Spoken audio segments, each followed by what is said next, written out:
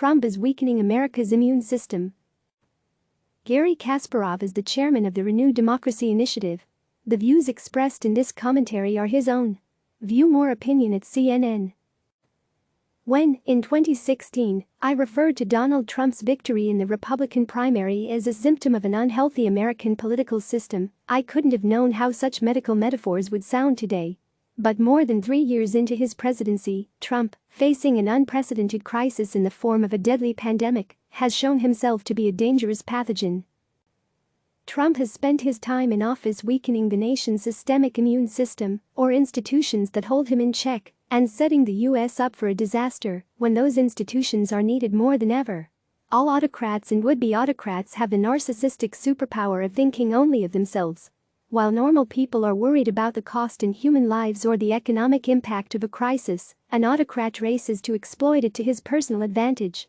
This ability to focus only on power, to consider actions that shock everyone else, is how would-be autocrats become actual autocrats.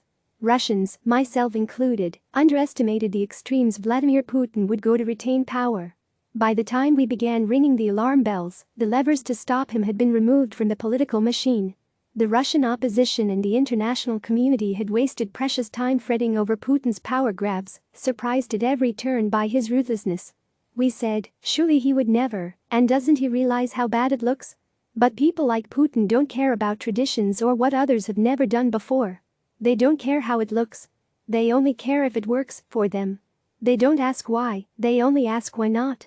This is how emergency powers become permanent and unsavory alliances of convenience become the new status quo.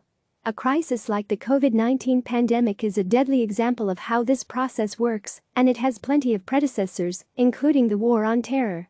There is a rising number of democratically elected leaders in the world transforming themselves into authoritarians. Just look at Hungary's Viktor Orban. These abuses can happen in democracies far more robust than Russia's or even Hungary's. In the US, Republicans are coming out against voting by mail in the 2020 presidential election because they see voter turnout as a threat. This is a battle that has gone on in state legislatures and courts for years, usually via baseless allegations of fraud. But an autocratic mentality would instead look at the direct method of shutting down or sabotaging the U.S. Postal Service. Why not? An autocrat's only calculation is how it would impact his election chances, not who gets harmed in the process.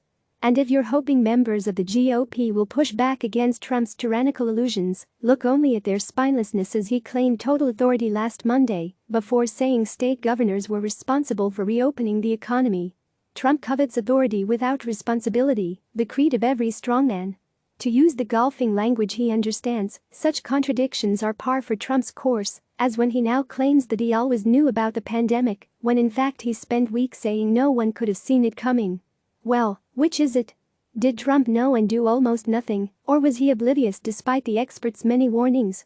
It also appears Trump is using crucial medical supplies and federal small business aid for political purposes. He is inciting a culture war that sounds almost like a civil war, with unhinged tweets about liberating states under lockdown, only ones with Democratic governors, of course. It's shocking stuff, but Trump would probably consider anyone in his position an idiot for not doing such things. He already survived impeachment and knows that he will only face the consequences of his actions if he loses in November. If he wins, today's behavior will look like the golden days. He'll have 4 years of unthreatened executive powers to expand his abuses and cover his tracks.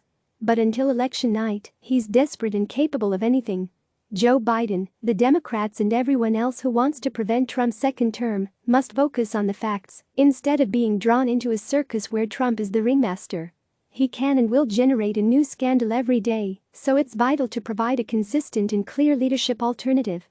It's equally essential for the media to cover that alternative instead of hanging on Trump's every utterance.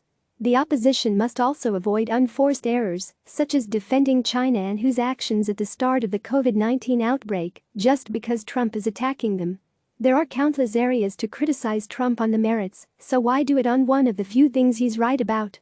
Of course, Trump is only attacking China and the WHO to distract from his own massive failures in responding to the pandemic, but it doesn't mean he's wrong. Trump's opponents shouldn't do him a favor by defending an institution that is dysfunctional and compromised. Trump is the world's worst firefighter, but China was the arsonist, and the WHO's deferential stance towards China's response to the outbreak likely had deadly consequences for the world. All pressure should be brought to bear so they clean house, something that WHO's main sponsors, the US and Bill Gates Foundation, could do with a coherent strategy. Unfortunately, Trump is incapable of such leadership, and Gates appears more interested defending the organization than in cleaning it up. If he stopped writing checks and emails and demanded a leadership slate free of Chinese control, he could save far more lives. Autocrats are good at identifying problems that can bring them power. They are terrible at solutions, not that they really care about those anyway, once they are in charge. As 2016 showed, a candidate who offers bad solutions still has an advantage over candidates who deny there's a problem. The Democrats need to focus on providing better solutions, real ones, before it happens again. Click subscribe to receive the latest news.